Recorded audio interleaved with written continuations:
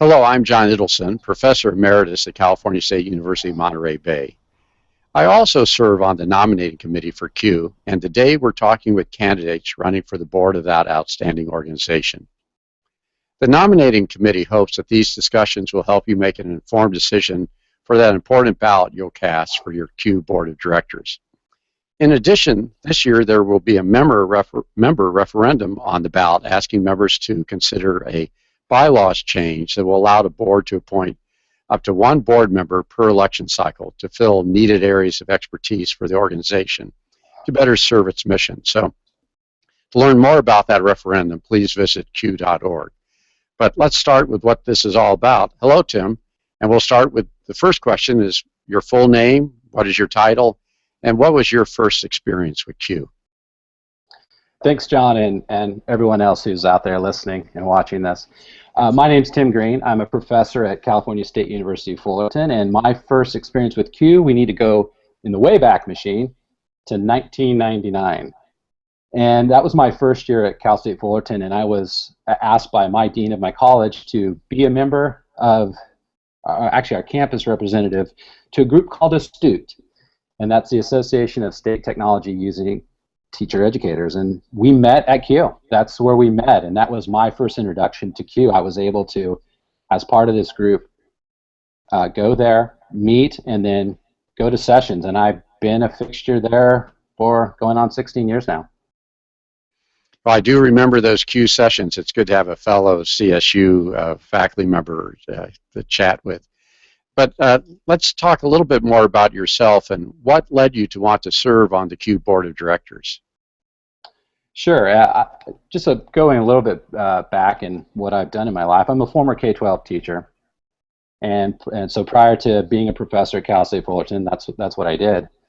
But I've been at Cal State Fullerton, like I mentioned, 16 years. And for part of those years, I've been part of the credential program, teaching all sorts of classes, methods classes, integrating technology classes, but for like the last 5 to 6 years, I've been the director, co-director and co-facilitator of an online master's program in educational technology. So I've been highly involved in educational technology for about the last 5 to 6 years. I've also worked in school districts doing professional development, consult with them, so I'm heavily involved in ed tech in that way. I've noticed over the years that it seems like, to me at least, that there's fewer and fewer of us who are teacher educators in higher ed represented at CUE. And I'd like to have that voice back into CUE. I think we have a different perspective that's not quite present there, and I think that I can help bring that kind of perspective to the board and to the organization and hopefully bring back more teacher educators and those in higher ed. Thank you. I think that'd be great. Now, what I'd like to do is ask you a broader question, and that's what do you see as some of the greatest challenges we have in education today? And particularly, how do you think CUE and the CUE leadership can help in meeting some of those challenges? Challenges. Wow, that's a long list of, I mean, there are a number of challenges that we know. Some of them are perennial issues like securing funding for K-12, helping close the achievement gap, to more common ones, or not common, but more recent, like the Common Core state standards and how we're going to implement that and test those. So those are some of the issues.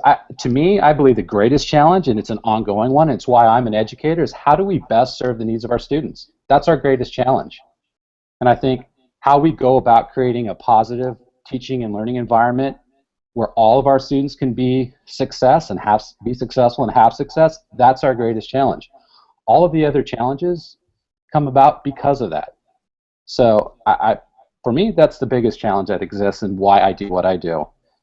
How can CUE be involved in this? I think they're already involved in this with all the things that they do by focusing on educational technology and the positive impacts it can have on improving teaching and learning. And they do this through their conferences, through the PD, like the CUE Rockstar, and they also do it with their other events and the resources they provide. So I think they're doing a lot of it now. And I also believe that being on the board and being an advocate, being on the board could allow me to be an advocate for educational technology, not only in our state but nationally. And I believe the board does as well, and the organization does as well now.